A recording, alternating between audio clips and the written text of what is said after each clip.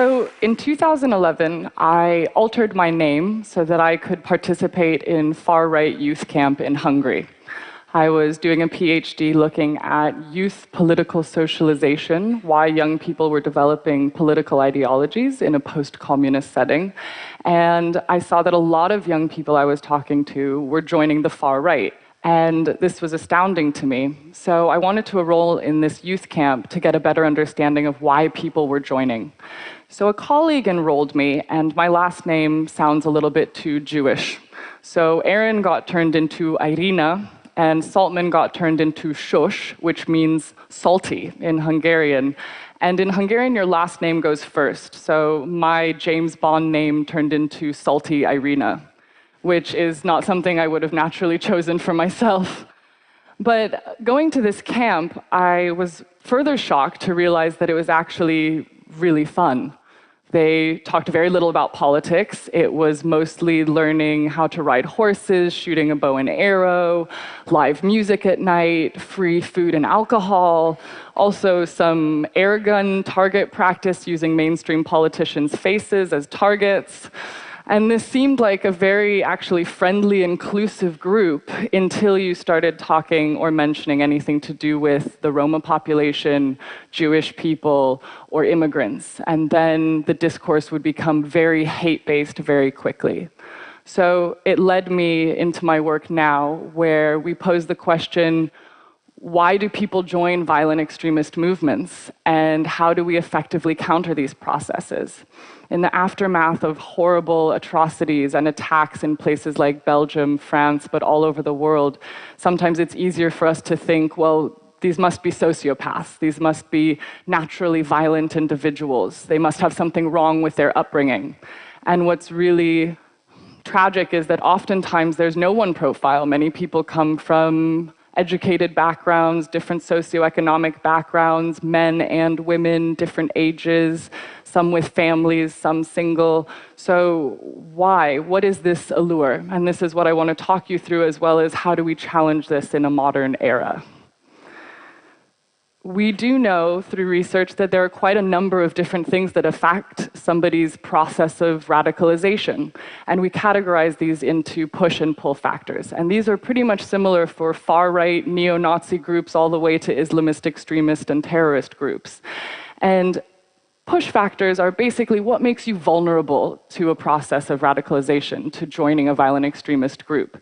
And these can be a lot of different things, but roughly a sense of alienation, a sense of isolation, questioning your own identity, but also feeling that your in-group is under attack, and your in-group might be based on a nationality or an ethnicity or a religion, and feeling that larger powers around you are doing nothing to help. Now, push factors alone do not make you a violent extremist, because if that were the fact, those same factors would go towards a group like the Roma population, and they're not a violently mobilized group. So we have to look at the pull factors. What are these violent extremist organizations offering that other groups are not offering? And actually, this is usually very positive things, very seemingly empowering things, such as brotherhood and sisterhood and a sense of belonging, as well as giving somebody a spiritual purpose, a divine purpose to build a utopian society if their goals can be met. But also a sense of empowerment and adventure. When we look at foreign terrorist fighters, we see young men with the wind in their hair out in the desert and women going to join them to have nuptials out in the sunset.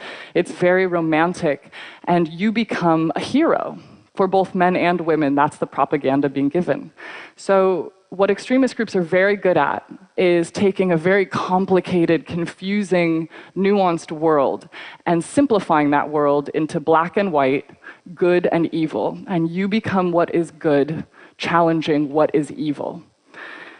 So I want to talk a little bit about ISIS, Daesh, because they have been a game changer in how we look at these processes and through a lot of the material and their tactics. They are very much a modern movement.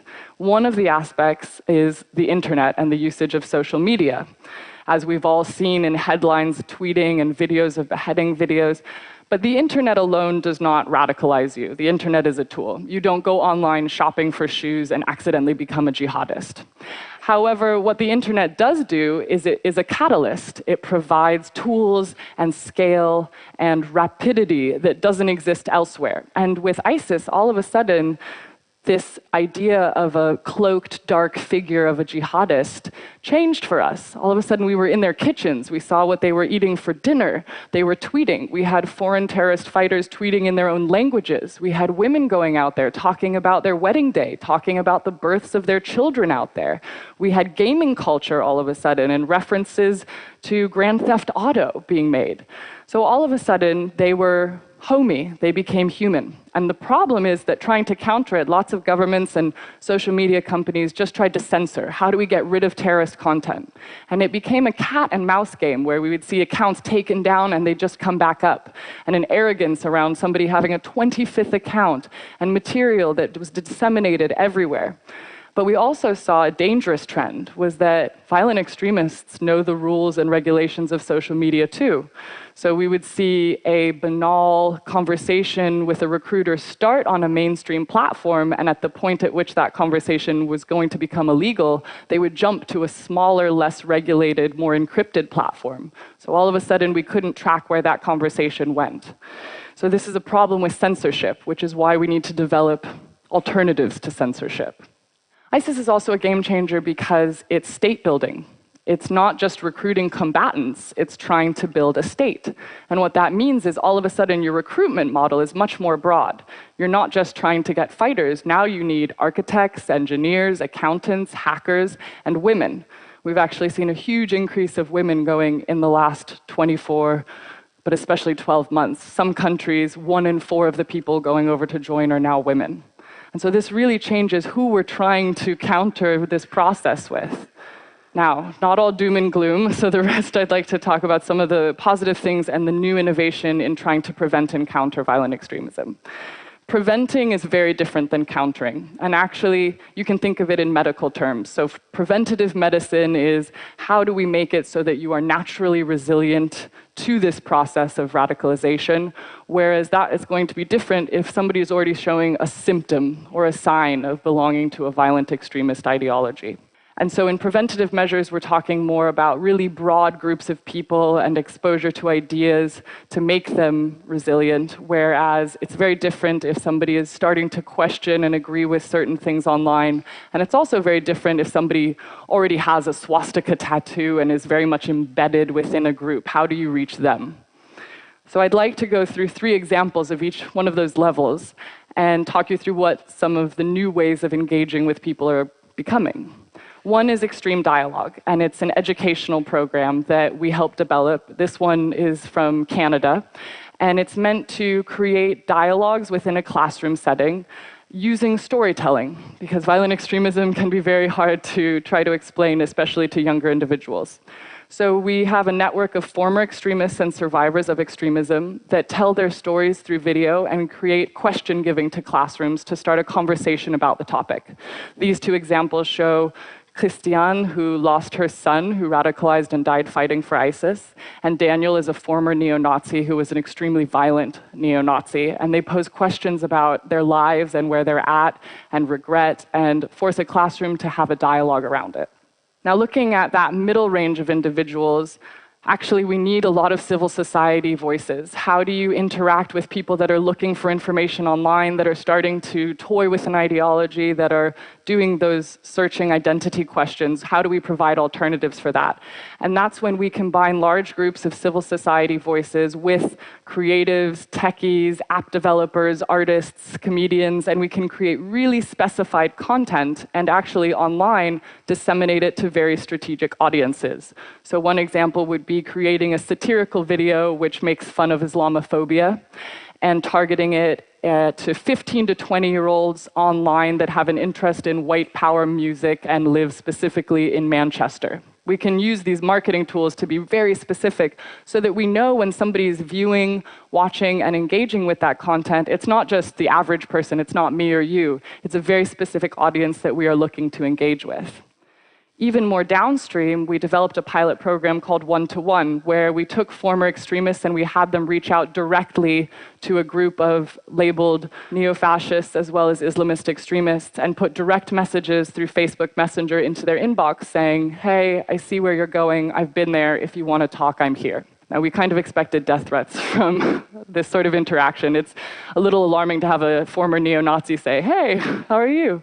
But actually, we found that around 60% of the people reached out to responded, and of that, around another 60% had sustained engagement, meaning that they were having conversations with the hardest people to reach about what they were going through and planting those seeds of doubt and giving them alternatives for talking about these subjects. And that's really important. So, what we're trying to do is actually bring unlikely sectors to the table. We have amazing activists all over the world, but oftentimes their messages are not strategic or they don't actually reach the audiences they want to reach. So we work with networks of former extremists, we work with networks of young people in different parts of the world, and we work with them to bring the tech sector to the table with artists and creatives and marketing expertise so that we can actually have a more robust and challenging of extremism that works together. So I would say that if you are in the audience and you happen to be a graphic designer, a poet, a marketing expert, somebody that works in PR, a comedian, you might not think that this is your sector, but actually the skills that you have right now might be exactly what is needed to help challenge extremism effectively. Thank you.